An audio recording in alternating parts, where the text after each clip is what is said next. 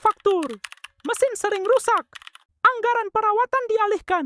Konflik antara teknisi tidak ditangani.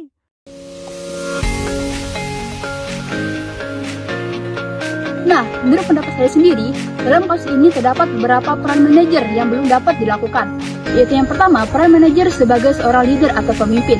Dalam kasus kali ini, manajer tidak memenuhi perannya sebagai seorang pemimpin karena belum dapat mengarahkan bawahannya dengan baik. Yang kedua itu peran manajer sebagai liaison atau penghubung. Dalam kasus seorang manajer seharusnya dapat menjadi penghubung atau menjaga komunikasi yang baik dengan sesama pekerja sehingga dapat meminimalisir atau mengurangi adanya potensi konflik. Yang ketiga yaitu peran manajer sebagai seorang monitor. Dalam kasus kali ini, manajer tidak memenuhi perannya sebagai seorang monitor yaitu untuk mencatat atau mengumpulkan informasi dari lingkungan internalnya sehingga manajer juga tidak dapat melakukan pemantauan atau mengidentifikasi adanya potensi masalah yang dapat mempengaruhi kinerja kegiatan operasional. Yang keempat yaitu peran manajer sebagai disturbance handler atau penyelesaian konflik.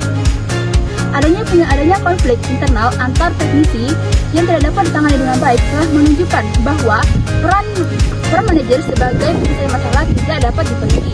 Yang kelima yaitu peran manajer sebagai resource allocator atau pengalokasi sumber daya.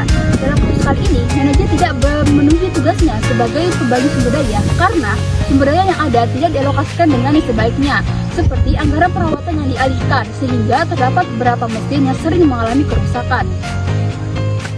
Dampak yang terjadi dari masalah tersebut adalah gangguan produksi. Mesin yang sering rusak dapat mengganggu operasional perusahaan. Yang kedua yaitu perawatan yang tidak memadai. Jadi peralatan dan mesin tidak bekerja secara optimal sehingga dapat menurunkan kualitas produksi dan pelayanan. Yang terakhir yaitu penurunan produktivitas, moral karyawan, dan penghambatan komunikasi. Selanjutnya dampak jangka panjangnya yaitu hilangnya peluang bisnis, pelanggan beralih ke perusahaan lain, rusaknya reputasi dan loyalitas jangka panjang, sehingga dapat menyebabkan kebangkrutan. Yang kedua, peralatan tidak dirawat dengan baik cenderung lebih cepat rusak sehingga dapat mengurangi masa pemakaian aset perusahaan. Menurut pendapat saya terkait kasus pabrik manufaktur yang dimana mesin sering rusak, anggaran perawatan selalu dialihkan, serta konflik antar teknisi tidak ditangani sehingga fungsi restore alokator pada kasus tersebut belum efektif dikarenakan pengelolaan sumber dayanya belum maksimal. Contoh, jika pabrik memiliki anggaran terbatas tetapi tidak dialokasikan secara efisien, contohnya mesin yang sering rusak dikarenakan beberapa faktor, salah satunya yakni adalah kurangnya perawatan rutin terhadap mesin, yang dimana anggaran perawatan selalu dialihkan serta kurangnya arahan dan pemahaman pada setiap teknisi terhadap pengoperasian dan merawat mesin secara benar, sehingga dapat mempengaruhi penyelesaian proyek dan pencapaian tujuan organisasi. Setiap organisasi pasti akan ada saja sesuatu yang tidak berjalan sesuai rencana. Contohnya, konflik antar individu. Cara untuk mengatasi konflik antar individu, yang pertama, dengarkan semua pihak. Berikan kepada semua pihak untuk menyampaikan pandangan mereka secara terbuka dan adil agar kesalahpahaman antar individu tidak terjadi.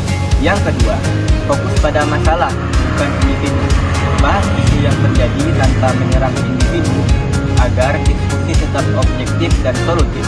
Yang ketiga, lakukan evaluasi dan tindak lanjut. Setelah konflik diselesaikan, evaluasi proses dan hasilnya agar konflik yang serupa tidak terjadi di masa depan. Gaya kepemimpinan yang cocok di lingkungan konflik yaitu fleksibel. Dikarenakan setiap manajer atau setiap pemimpin harus bisa beralih antar peran ke peran yang lain. Contohnya, saat mesin tiba-tiba rusak, peran manajer distribution handler lebih diprioritaskan daripada figurehead.